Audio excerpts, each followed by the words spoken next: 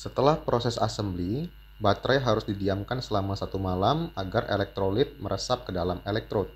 Selanjutnya, baterai siap untuk dites dengan cara dipasang di baterai tester. Untuk bagian positif baterai dipasang ke kutub positif dari penjepit baterai tester yang berwarna merah. Kemudian kutub negatif baterai dipasang ke kutub negatif penjepit baterai tester yang berwarna hitam.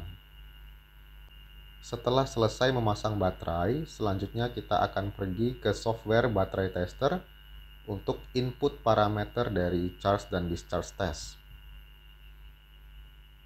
Setelah baterai terpasang dengan benar di alat baterai tester, maka proses selanjutnya adalah running proses testing baterai dengan menggunakan software yang ada di PC.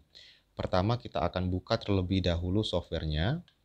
Kemudian, karena baterainya kita pasang di channel 2.5, oleh karena itu kita akan running proses di channel 2.5 dengan cara klik kanan, kemudian start up.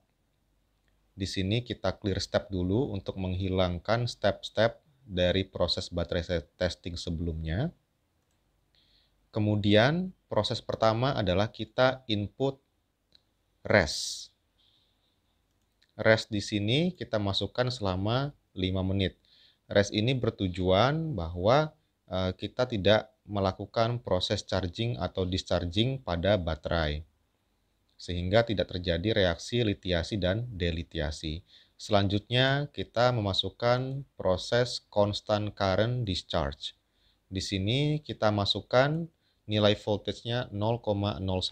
Maksudnya adalah discharge proses kita akan berakhir di voltase 0,01. Selanjutnya kita juga perlu memasukkan nilai current. Untuk current ini sendiri kita perlu menghitungnya di tempat yang berbeda. Dalam kasus ini kita bisa menghitung dengan Excel. Di sini sebagai contoh untuk baterai yang sudah dipasang memiliki total massa silikon atau aktif material sebesar 1,28 mg.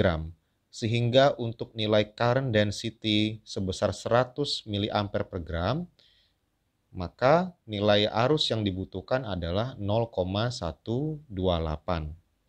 Sehingga di proses memasukkan nilai current, di sini kita akan memasukkan nilai 0,128.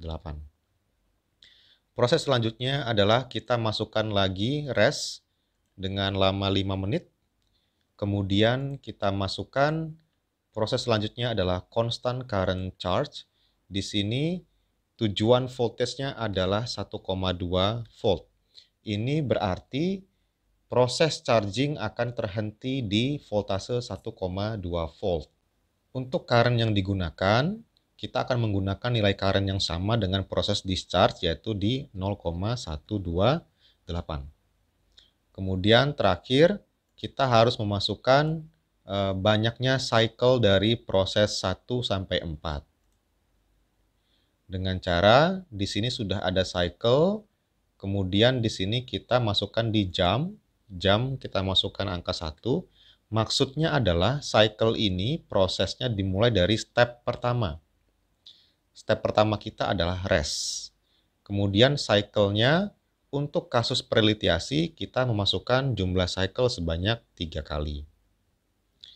Hal lain yang perlu diperhatikan adalah nilai cap per vol. Ini maksudnya adalah nilai aktif material kita, atau dalam kasus ini karena baterainya terbuat dari silikon anode, kita masukkan jumlah silikon di dalam elektrod kita. Ini juga sudah dihitung di dalam Excel tadi. Di sini nilai silikon dari baterai tadi adalah 1,28 mg. Sehingga kita masukkan 1,28 mg.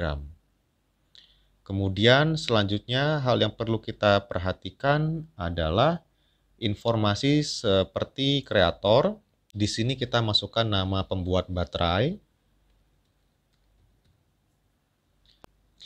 Hal selanjutnya adalah memo, di mana memo ini merupakan notes yang biasanya digunakan untuk menulis baterai yang kita sedang tes. Dalam kasus ini namanya adalah SI10H nomor 3.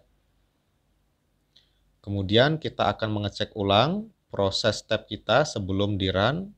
Prosesnya sudah ada rest, constant current discharge, rest, constant current charge, cycle, and kemudian nilai voltage-nya sudah 0,01 sampai 1,2, nilai current-nya sama, kemudian kita sudah memasukkan nilai aktif material, maka proses selanjutnya adalah kita bisa menekan tombol OK.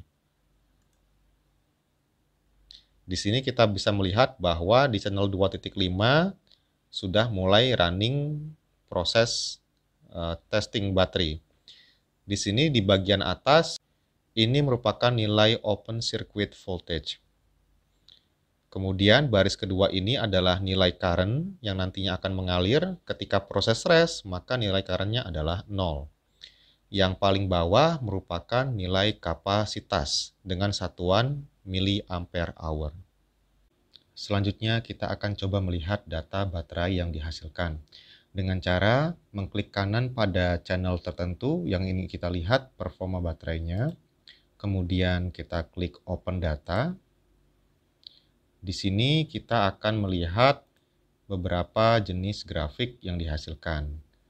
Pertama di paling kiri, di tab paling kiri di sini ada capacity voltage, di mana di sumbu Y ada tegangan dari baterai, kemudian di sumbu X ada kapasitas dari baterai.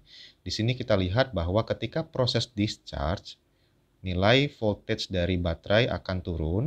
Untuk silikon anode, dia akan membentuk dataran atau plateau di sekitar 0,3 hingga dengan 0,01 dengan voltage yang terus turun. Kemudian ketika proses charging, voltage-nya akan naik dan membentuk dataran di sekitar 0,4 hingga 0,5 volt dan naik hingga 1,2 volt sesuai dengan program yang tadi dimasukkan. Kemudian untuk tab kedua ada yang namanya voltage dengan capacity density atau specific capacity. Ini merupakan grafik antara sumbu Y tegangan dan juga di sumbu X ada specific capacity. Specific capacity sendiri merupakan kapasitas yang dibagi dengan jumlah aktif material atau gram dari aktif material silikon di dalam baterai. Secara garis besar, bentuk grafiknya sama, akan tetapi di sumbu X di sini kita bisa mendapatkan informasi specific capacity. Kemudian di tab ketiga ada cycle, di mana titik-titik yang berwarna biru ini merepresentasikan specific discharge capacity. Kemudian titik-titik yang berwarna merah ini menunjukkan Coulombic efficiency.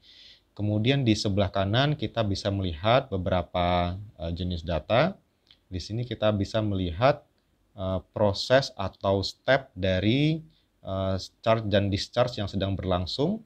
Untuk setiap proses rest, discharge, rest, kemudian charge, kita bisa melihat jumlah waktu yang dihabiskan atau lama waktu yang dihabiskan. Di sini kita bisa melihat beberapa jenis data yang dihasilkan.